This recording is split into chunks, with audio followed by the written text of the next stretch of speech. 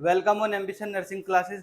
तो आज का हमारा टॉपिक है रोल ऑफ नर्स मैनेजर, यानी कौन कौन से रोल होते हैं नर्स मैनेजर के। आज हम उन्हीं के बारे में पढ़ेंगे। तो ये दो टाइप्स के होते हैं। एक होता है जर्नल रोल्स, जर्नल रोल होते हैं कुछ, और कुछ होते हैं स्पेसिफिक रोल जो नर्स मैनेजर के रोल होते हैं। तो सबसे पहले हम जर्नल रोल को देखेंगे। मैंने एक टॉपिक इसमें ऐड किया है, quality of a nurse manager, यानी नर्स मैनेजर की कौन कौन सी क्वालिटी होती हैं वो हम लास्ट में पढ़ेंगे। सबसे पहले हम देखते हैं जर्नल रोल्स के बारे में।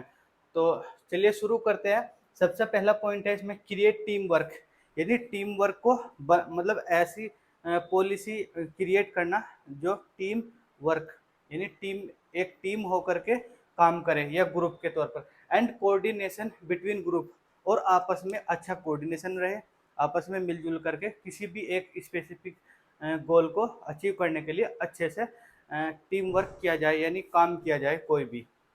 तो पहला पॉइंट यही है इसमें कि जो जर्नल रोल है नर्स मैनेजर के, वो टीम वर्क बनाने का है और साथ में मिलकर के काम करने का। तो दूसरा इसमें पॉइंट आता है leadership and motivation to individual. दूसरा पॉइंट है लीडरशिप, यानी लीडरशिप, लीडिंग करना है, ग्रुप को लीड करना होता है, यानी जो भी स्टाफ नर्स होती है उन्हें लीड करना है, गाइड करना होता है। तो लीडरशिप की भूमिका इसमें नर्स मैनेजर की रहती है। और मोटिवेट करना, जो भी इंडिविजुअल है, जो भी नर्स है, जो भी स्टाफ नर्स है, उन्हें मोटिवेट करना ताकि वे अच्छे से प्रॉपर काम कर सके। फिर इसमें तीसरा पॉइंट आता है रेस्पॉन्सिबल फॉर क्रिएशन, यानी कुछ करने के लिए उत्तरदायी होना, यानी रेस्पॉन्सिबल एक तरह से जिम्मेदार होना। रेस्पॉन्सिबल फॉर क्रिएशन, कुछ भी करने के लिए रेस्पॉन्सिबल होना, जिम्मेदार होना। सर्वाइवल, यानी उसे सर्वाइव करने के लिए, यानी कोई भी ऐसी चीज़ परफॉर्म करना जो जिससे गोल अचीव किया जा सके। और growth of organization, O R G का मतलब है ऑर्गेनाइजेशन, और ऑर्गेनाइजेशन की या फिर किसी भी हॉस्पिटल की ग्रोथ को करवाना, ये तीसरा पॉइंट होता है। फिर चौथा पॉइंट होता है इम्प्रूविंग स्टैंडर्ड बाई, यानी स्टैंडर्ड को इम्प्रूव करना, यानी जो केयर दे रहे हैं पेशेंट को वो उसे इम्प्रूव करना, क्वालिटी केयर दे प्रोवाइड करवाना। Improving standard by effective utilization of human resource, material resource, यानी जो ह्यूमन रिसोर्स होते हैं जैसे स्टाफ नर्स हो गए, वर्कर्स हो गए, उनका अच्छे से यूज करना। और जितनी भी मशीन या इक्विपमेंट्स या मटेरियल्स होगी उनका अच्छे से यूज करना, ताकि जो स्टैंडर्ड है वो बढ़ सके, जो क्वालिटी केयर है वो प्रोवाइड की जा सके पेशेंट को। तो इसका यही मतलब होता है। फिर इसमें अगला पॉइंट है बिल्डिंग ऑफ टीम लीडरशिप, यानी बिल्डिंग बनाना, एक टीम लीडरशिप की तरह इसमें काम करना, ऐसे एक लीडर के तौर पर टीम को गाइड करना और लीडरशिप को बनाना। बिल्डिंग का मतलब होता है बनाना, टीम लीडर को बनाना एक तरह से, कि भाई जैसे कोई भी स्पेसिफिक वार्ड की कोई नर्सिस होगी तो उसका टीम लीडर बना दिया कि भाई उसे उन्हें गाइड करेगा ताकि जो गोल है वो अचीव किया जा सके। फिर होता है डिसीजन मेकिंग, इसमें decision making within the organization, O R G का मतलब होता है ऑर्गेनाइजेशन, ऑर्गेनाइजेशन के अंदर डिसीजन मेकिंग की पावर होनी चाहिए, यानी डिसीजन लेने की क्षमता होनी चाहिए किसकी, नर्स मैनेजर की। देखिए नर्स अलग होती है, नर्स स्टाफ को मैनेज करने के लिए एक मैनेजर होता है जिसे नर्स मैनेजर बोला जाता है। तो जो नर्स मैनेजर होता है वो स्टाफ नर्स को मैनेज करता है, सारी चीज़ों में गाइड करता है, मोटिवेट करता है, वो सारी चीज़ें करता है। तो decision making within the organization, organization में वो डिसीजन स्वतंत्र रूप से ले सके ताकि ऑर्गेनाइजेशन को बेनिफिट हो या हॉस्पिटल को बेनिफिट हो। फिर इसका नेक्स्ट पॉइंट है पार्टिसिपेटिंग एज ए मेंबर के तौर पर पार्टिसिपेट करना, यानी भाग लेना of research committee, research committee जो होती है उसमें एक्टिव रूप से क्या करना, भाग लेना, पार्टिसिपेट करना। फिर नेक्स्ट पॉइंट आता है इसमें सेटिंग गोल, यानी गोल को सेट करना, एंड ऑब्जेक्टिव, ऑब्जेक्टिव को जो एम है, ऑब्जेक्टिव है, गोल है, उसे सेट करना। फॉर नर्सिंग सर्विसेज, किसके लिए? नर्सिंग सर्विसेज, जो नर्सिंग सर्विसेज होती है उसे प्रोवाइड करवाने के लिए कोई एक स्पेसिफिक गोल सेट करना, ऑब्जेक्टिव या एम को सेट करना। फिर नेक्स्ट पॉइंट है development and implementation of nursing services policy and procedure, यानी डेवलपमेंट के कोई नर्सिंग सर्विसेज है उनका डेवलपमेंट करना, ताकि जो काम है वो आसान हो सके, उनका डेवलपमेंट करना और फिर उन्हें इम्प्लीमेंट कर देना, उन्हें वर्किंग फेज में लाना। यानी कोई जैसे कोई आर्टिकल्स वगैरह हैं उन्हें अच्छे से प्रॉपर जो है जो उन्हें यूटिलाइज किया जा सके अच्छे से, उस मैनर में उन्हें लाना और इम्प्लीमेंट कर देना। जैसे कोई मानी बात आर्टिकल्स है वे अनस्टाइल है तो उन्हें प्रॉपर टेक्निक से स्टाइल किया जाए और फिर उसके बाद उन्हें यूज किया जाए। तो पहले तो उन्हें क्या कर लेंगे, डेवलप कर देंगे सारी चीज़ों को, सक्षम कर लेंगे जो भी हमें काम करना है, सर्विस को देना है उसके लिए।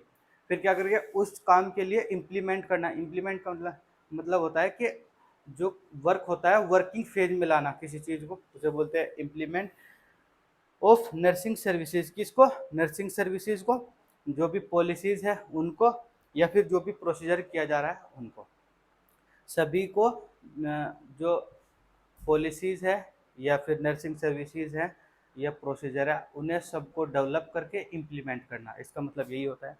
फिर नेक्स्ट पॉइंट आता है support and promotion of staff development. Support करना, प्रमोशन करना स्टाफ नर्स को, या स्टाफ डेवलपमेंट, स्टाफ को डेवलप करने के लिए सपोर्ट करना, प्रमोशन करना।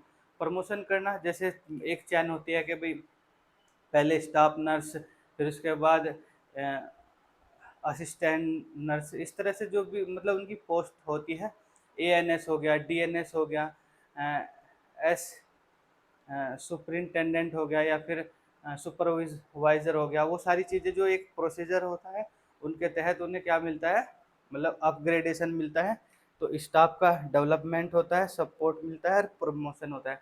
स्टाफ को सपोर्ट करना होता है सारी चीज़ों में, अगर कोई किसी काम को करने में अनेबल है तो उसे गाइड करना, उसे ट्रेनिंग देना उस काम के लिए, वही होता है सपोर्ट करना, और प्रमोशन, उसे प्रमोशन देना।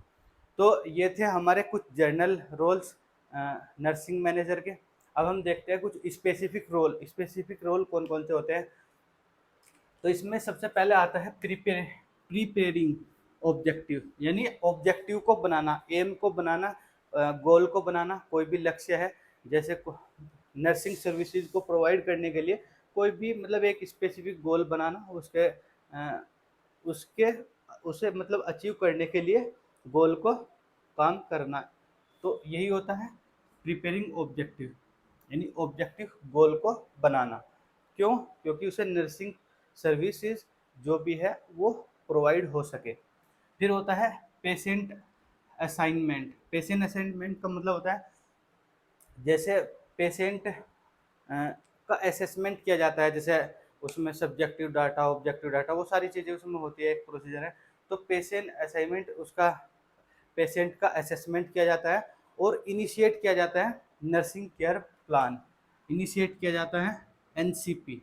एनसीपी जो एनसीपी को इनिशिएट शुरुआत होती है किसकी? एनसीपी की। जब पेशेंट को हम असेसमेंट करेंगे तो फिर उसके बाद हम नर्सिंग केयर प्लान ही बनाएंगे, तो एनसीपी बनाएंगे इसमें। फिर होता है डेलीगेशन ऑफ ड्यूटी। डेलीगेशन का मतलब होता है एक तरह से सौंपना, समर्पण करना, यानी ड्यूटी को सौंपना कि भाई तू किसी भी स्टाफ नर्स को कह दिया नर्सिंग मैनेजर ने कि भाई तुझे इस वार्ड में रहना है, और आपको इस वार्ड में रहना है, आपको इस वार्ड में रहना है। तो वो उस काम को, ड्यूटी को सौंपना कि भाई तुम्हारी ड्यूटी इस वार्ड में लगी है, तुम्हारी ड्यूटी इस वार्ड में लगी है। वो इसका मतलब होता है कि ड्यूटी, एक तरह से ड्यूटी को लगाना, वही होता है। एक होता है सुपरविज़न। सुपरविज़न का मतलब होता है कि सुपरविज़न का मतलब होता है देखना, वर्करों को देखना, स्टाफ नर्सों को देखना, उन पर नज़र रखना, जो अच्छे से नर्सिंग सर्विसेज जो है वो अच्छे से प्रोवाइड की जा सके। एक होता है कोऑर्डिनेट एक्टिविटीज़। कोऑर्डिनेट एक्टिविटीज़ का मतलब होता है कि जैसे साथ मिलकर के कोई एक्टिविटी करना। जैसे मानने की बात है, कोई नर्स है, वो किसी पेशेंट को ट्रीटमेंट दिया उसने, और उसकी जो ड्यूटी है वो पूरी होगी। अब क्या है, जो दूसरी उसकी जगह फिर कौन सी दूसरी जिसकी ड्यूटी लगी है, जिस भी नर्स की, वो वहाँ पर आएगी और उसे ट्रीटमेंट देगी। तो वो जो पिछली ड्यूटी लगी थी जिस भी नर्स की, वो एक तरह से बताएगी कि भाई ये मैंने इसे ट्रीटमेंट दे दिया है, अब इसका ये ट्रीटमेंट चलना है। तो इस तरह से कोऑर्डिनेट मैनर में एक्टिविटी को करना, उसे ही बोलते हैं हम कोऑर्डिनेट एक्टिविटी। फिर होता है प्रोग्राम इवेल्युएशन। प्रोग्राम इवेल्युएशन जो नर्सिंग सर्विसेज हैं उन्हें अच्छे से प्रोवाइड करवाना, अच्छे से जो पेशेंट की केयर है वो करना। जो नर्सिंग सर्विसेज हैं, ये प्रोग्राम है, वो सब यानी प्रोवाइड करवाना किसी भी पेशेंट को। फिर एक अगला पॉइंट आता है इसमें, इवैल्यूएशन ऑफ परफॉर्मेंस। इवैल्यूएशन का मतलब होता है कि मूल्यांकन करना किसी भी चीज़ का। तो इवैल्यूएशन ऑफ परफॉर्मेंस यानी जो भी स्टाफ नर्स के द्वारा जो परफॉर्मेंस की जाती है उनका इवैल्यूएशन करना। फिर होता है रिकॉर्ड एंड रिपोर्ट कीपिंग। इसका मतलब होता है रिकॉर्ड, सभी पेशेंट का रिकॉर्ड रखना होता है। जितने भी पेशेंट हैं उनका सबका रिकॉर्ड इसमें रखना होता है। और रिपोर्ट का मतलब है उसे आगे भेजना होता है। जैसे हायर अथॉरिटी होती है ना, जैसे जो ये तो नर्सिंग मैनेजर है, एक जो चीफ मैनेजर है, ये चीफ एग्जीक्यूटिव है, या फिर एक तरह से जो भी हायर लेवल के मैनेजमेंट करने वाले होते हैं उन्हें रिपोर्ट को भेजना। तो यही होता है रिकॉर्ड रखना अपने पास और रिपोर्ट देना हायर अथॉरिटी को। फिर आता है कोऑर्डिनेशन। कोऑर्डिनेशन का मतलब है कोई भी ग्रुप या कोई भी स्टाफ नर्स आपस में मिलकर कोऑर्डिनेट करके कोई भी एक्टिविटी या कोई भी काम को करना, वही होता है कोऑर्डिनेशन। एक होता है ऑडिटिंग। ऑडिटिंग का मतलब है जो भी पेशेंट का डाटा होता है वो रखा जाता है, डॉक्यूमेंट किया जाता है, उसे ही हम बोलते हैं ऑडिटिंग। ऑडिटिंग का मतलब है जो पेशेंट का डाटा होता है उसे हम रख डॉक्यूमेंट करते हैं, रखते हैं, लिख या फिर रिटर्न उसमें लेते हैं, तो उसे ही बोलते हैं ऑडिटिंग। एक होता है public relation. Public public relation का क्या मतलब होता है, जैसे जो मैनेजर है वो हायर अथॉरिटी यानी जो चीफ मैनेजर होता है उनसे, और जो वर्कर होते हैं उनके बीच में क्या होता है, रिलेशन होता है। यानी जो नर्सिंग मैनेजर होते हैं ना, वो होता है चीफ चीफ मैनेजर या चीफ, एक तरह से मुख्य लोग होते हैं ना, जो जो पॉलिसी बनाते हैं, जो मैनेजमेंट के टॉप लेवल में आते हैं, वे सब चीफ एग्जीक्यूटिव है। इसके बीच में क्या है, मैनेजर है। इसके नीचे क्या होता है, वर्कर होता है।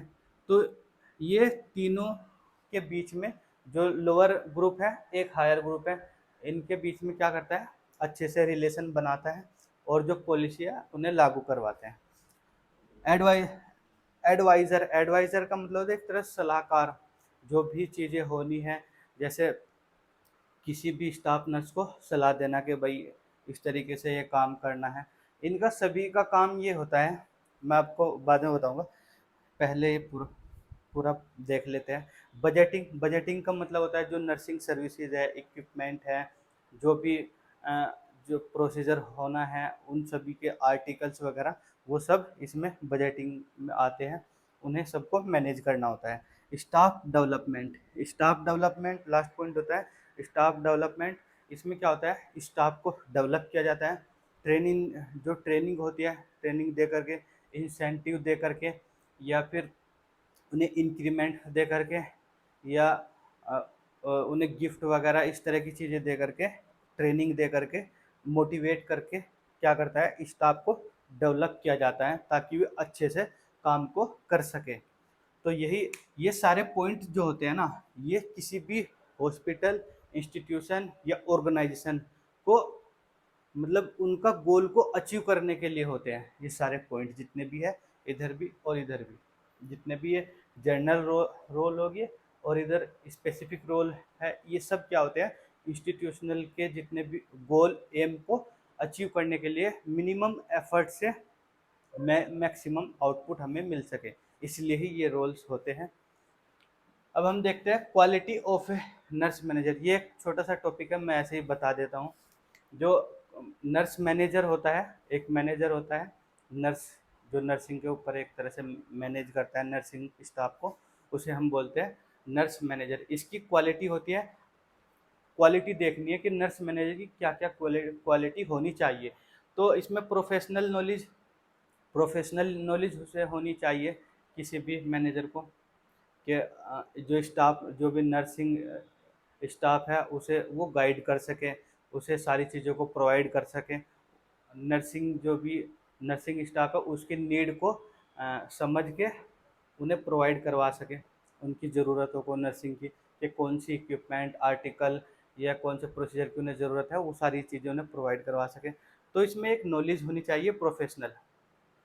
एक होता है गुड फिजिकल हेल्थ, इसमें गुड फिजिकल हेल्थ होनी चाहिए। ऐसा नहीं कि उसकी हेल्थ ही सही नहीं है और मैनेजर की पोस्ट पे उसे बिठा दिया, तो उसकी जो हेल्थ है वो दिखने में एकदम फिट होना चाहिए, हर तरीके से फिजिकल फिट। और कमांडिंग पावर होनी चाहिए। ऐसा नहीं कि नर्स मैनेजर है और उसकी कोई मान ही नहीं रहा, हर को जो भी स्टाफ नर्स है वो अपने तरीके से अपना काम कर रहा है, तो इसलिए एक कमांडिंग पावर होनी चाहिए। एबिलिटी टू अंडरस्टैंड, यानी समझने की योग्यता होनी चाहिए। किसी भी नर्सिंग स्टाफ को के सामने कोई प्रॉब्लम आ रही है तो उसे समझना चाहिए उसे, और उसे सोल्व करना चाहिए। तो एबिलिटी होनी चाहिए समझने की। एबिलिटी टू जज सिचुएशन, यानी एबिलिटी होनी चाहिए उसके अंदर, गुण होना चाहिए ऐसा कि वो सिचुएशन को समझ जाए एकदम। विल पावर होनी चाहिए, विल पावर उसके अंदर होनी चाहिए कि एक तरह से आत्मबल बोल सकते हैं इसे। तो विल पावर होनी चाहिए उसमें। सेंस ऑफ रेस्पॉन्सिबिलिटी, यानी सेंस होना चाहिए जिम्मेदारी की, यानी उसके ऊपर एक जिम्मेदारी है, उसे ये फीलिंग होनी चाहिए। फिर इसमें लास्ट पॉइंट आता है एक्सपीरियंस एंड एंथीसियम।